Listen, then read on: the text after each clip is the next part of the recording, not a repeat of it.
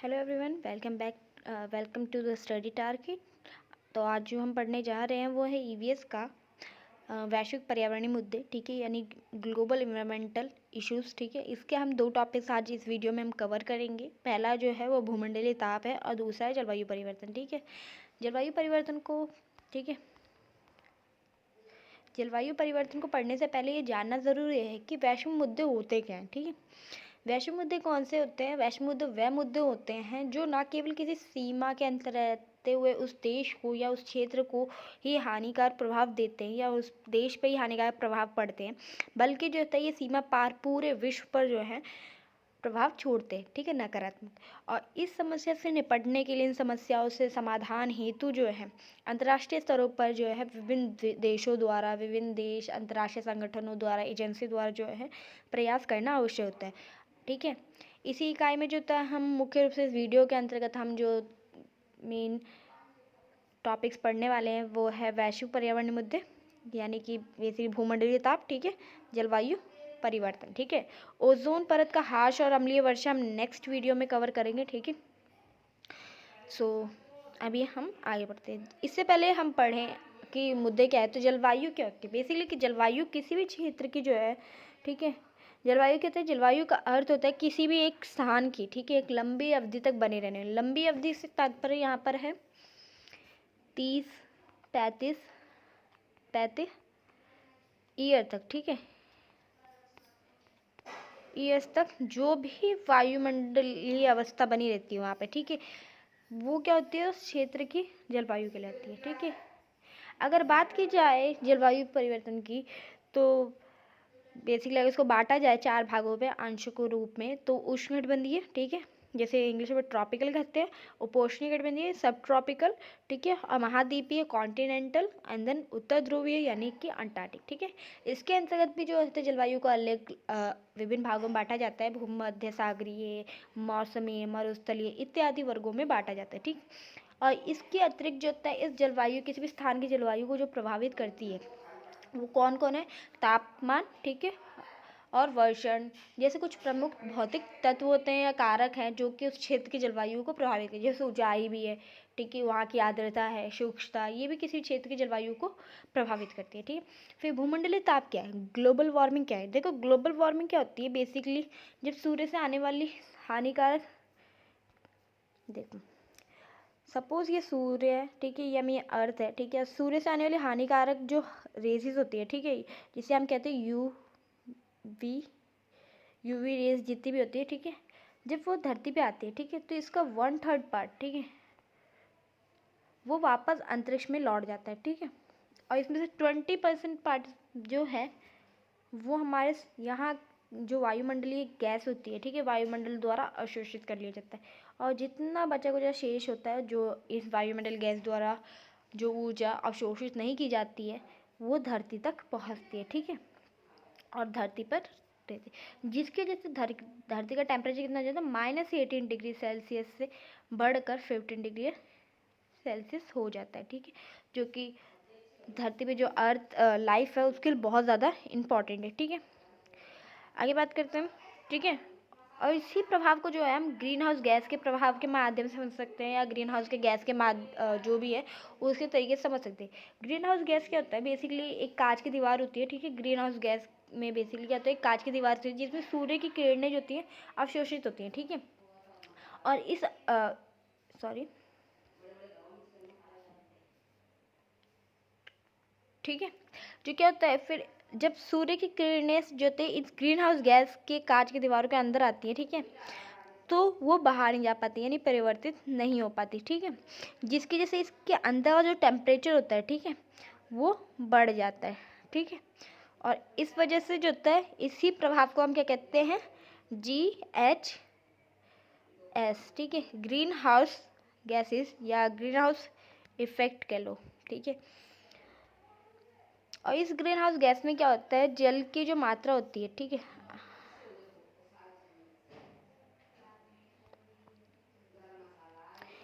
जो उस इस ग्रीन हाउस गैस के अंदर कौन सी गैसेज होती है? Carbon dioxide, methane, ozone, chlorofluoro, ठीक है, जल के कुछ किरणें वाष्प होते हैं, ठीक है, यानी कि उसके कुछ कण होते हैं।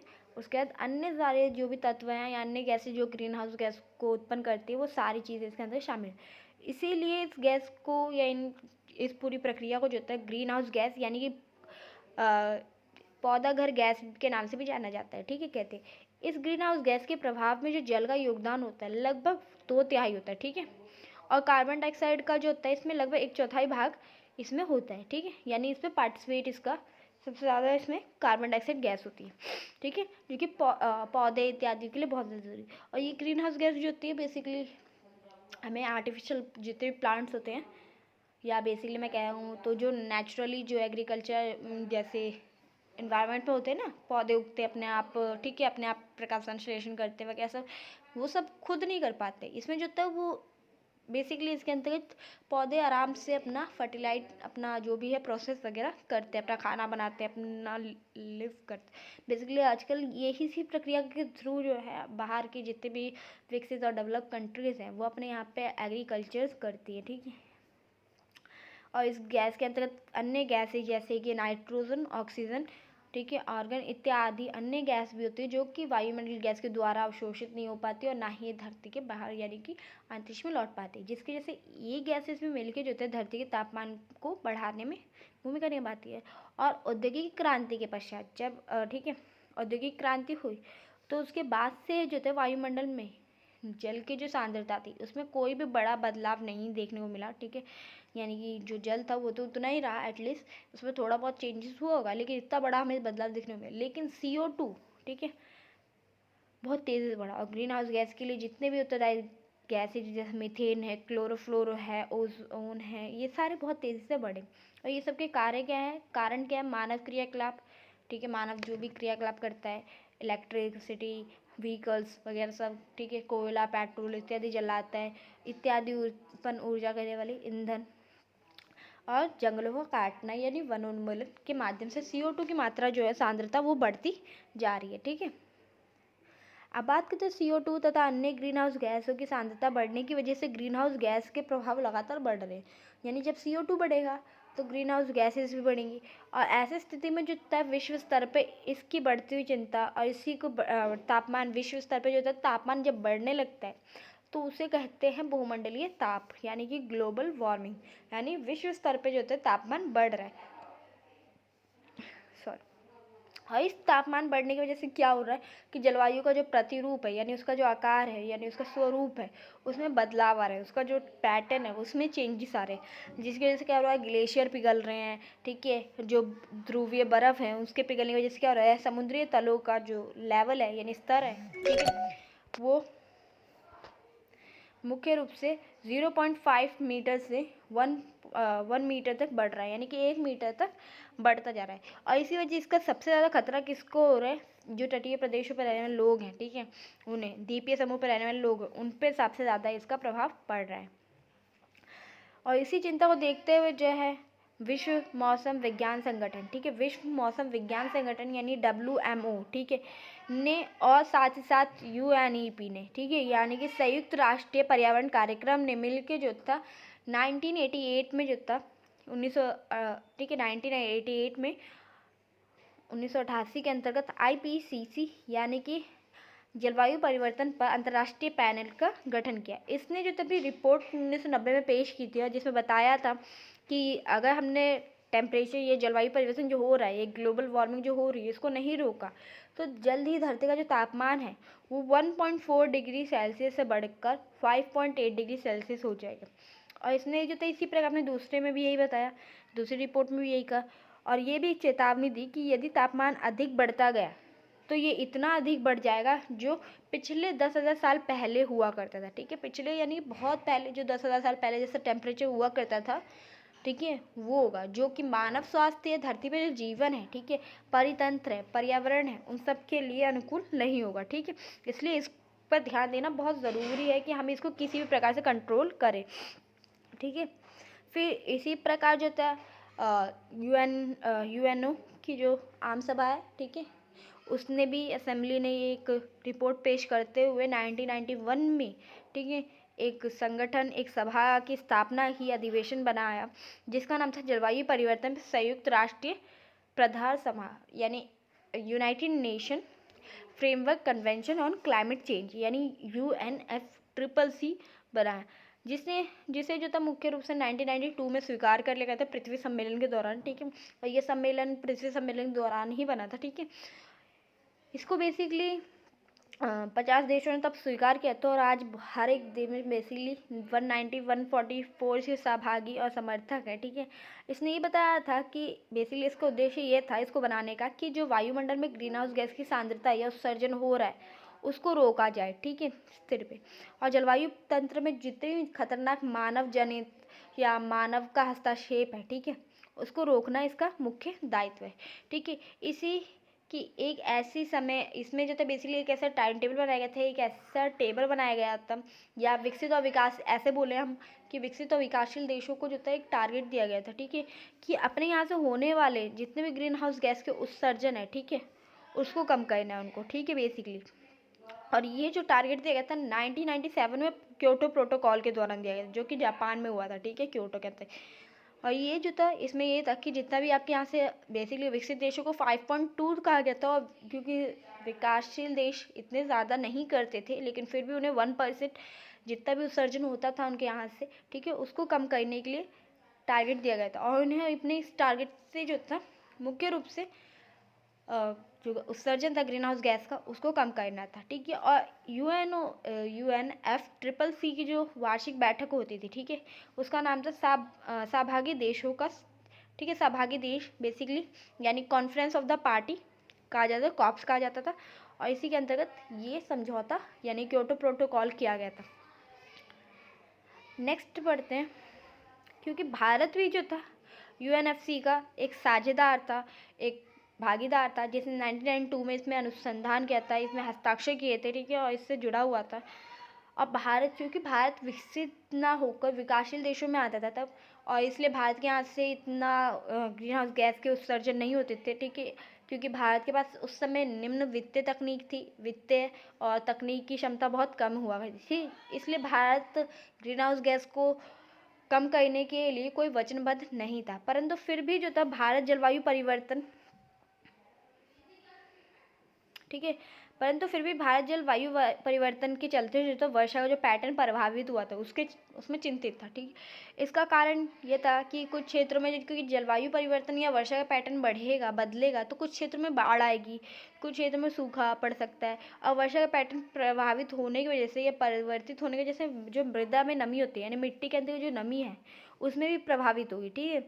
जब भी कृषि उत्पादक से जो कि कृषि, ठीक है, उत्पादक से संबंधित है, क्योंकि भारत की जो है बेसिकली आप जानते हो कि भारत का जो अर्थव्यवस्था है वो खाद्यान्न पे अर्थ है, ठीक है, कृषि पे अर्थ है, वन और इत्यादि पे आधारित है, ठीक है। इसलिए भारत के लिए जलवायु परिवर्तन एक बहुत बड़ा और एक अहम मुद्दा बना था और चिंता का विषय था, ठीक है। और भारत हर की हालत में जो था जलवायु परिवर्तन के ऊपर एक नियंत्रण पाना चाहता था, ठीक है।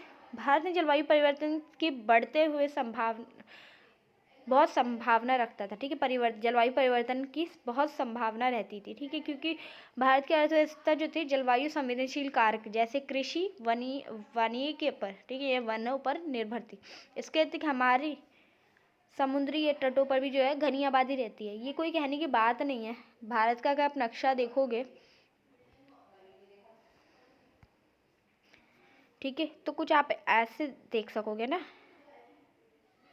ठीक है, ऐसे ऐसे, तो इतने साइड यहाँ समुद्र है, ठीक है, और इधर एरिया में जो है बहुत घनी आबादी रहती है भारत की, है ना। तो ऐसी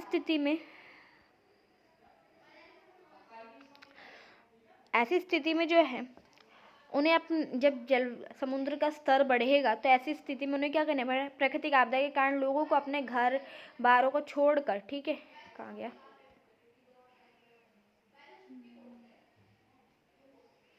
ठीक है, ठीक है, घर बारों को छोड़कर कहीं और जाकर बसना पड़ेगा, जिसकी वजह से उन्हें बहुत ज़्यादा समस्या का सामना करना पड़ सकता है। इन आपदाओं की वजह से मनुष्य के जीवन पे भी जितनी संपत्ति बहुत अधिक हानि होती है। मनुष्य का जीवन के साथ साथ संपत्तियाँ, जैसे मैंने बोला, जन धन की अपार क्षति होती है, ठीक है, क्योंकि एक जगह से हम छोड़ कर दूसरी जगह जाते हैं, हमें वहाँ रहने के लिए, स्टेबल होने के लिए हर चीज़ की ज़रूरत पड़ती है। ऐसे में जो हमारे पास पैसे, फिर बहुत, ठीक है, बहुत चीज़ों की ज़रूरत पड़ती है, खाद्यान्न वगैरह की। और इसी को ध्यान में रखते हुए भारत ने क्या किया 2008 में, ठीक है, ध्यान से देखिएगा, 2008 में भारत सरकार ने जलवायु परिवर्तन पे राष्ट्रीय कार्यक्रम योजना यानी national action plan on climate change NAPCC बनाया, ठीक है, जिसके अंदर क्या होता है कि भारत ने राष्ट्रीय कार्य योजना में उन सभी उपयोग, उन सभी तत्वों, उन सभी कारकों की पहचान की जो कि उसके उद्देश्य को बढ़ावा देने यानी जलवायु परिवर्तन करने में के साथ साथ जलवायु परिवर्तन की समस्या को प्रभावी ढंग से निपटने में उसके साथ लाभकारी उपलब्ध होगी, यानी उपलब्ध कराती है, यानी उसको मदद देगी, ठीक है। इस योजना के अंतर्गत जो थे 8 मिशन रखे गए थे, राष्ट्रीय 8 मिशन। कौन कौन से 8 मिशन थे? बेसिकली राष्ट्रीय सौर मिशन, ऊर्जा बचत मिशन, सतत पर्यावास मिशन। सतत पर्यावास मिशन क्या था? बेसिकली इसके अंतर्गत जो थे मुख्य रूप से जितने भी जंगली जानवर हैं उनकी जो प्राकृतिक आवास है, ठीक है, उनको सुरक्षा देने पर ये मिशन रखा गया था, ठीक है। दूसरा है जल मिशन, ठीक है, जल मिशन, हिमालय परिप्रणाली प्ररक्षण मिशन, ठीक है, हरित भारत मिशन, सतत कृषि मिशन, जलवायु परिवर्तन कार्यनीति ज्ञान मिशन, ठीक है। और ये 8 मिशन थे बेसिकली। और इसके अतिरिक्त दूसरे चरण में जलवायु परिवर्तन पर जो था यानी NAPCC जो थी उसकी घोषणा के बाद जो था सरकार ने सभी राज्य को जलवायु परिवर्तन की जो तो चुनौतियों से निपटने के लिए अपने अपने राज्य स्तरों पर या राष्ट्र जितने भी है ऐसी ऐसी योजनाएं तैयार करने के लिए कहा और उन्हें व्यापक रूप से उन्हें प्रयोग करने के लिए कहा, ठीक है, ताकि हम जलवायु परिवर्तन से निपट सकें, ठीक है।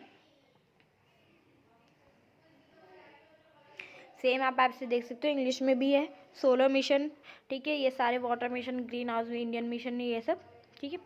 Next, that's it for today, ठीक है।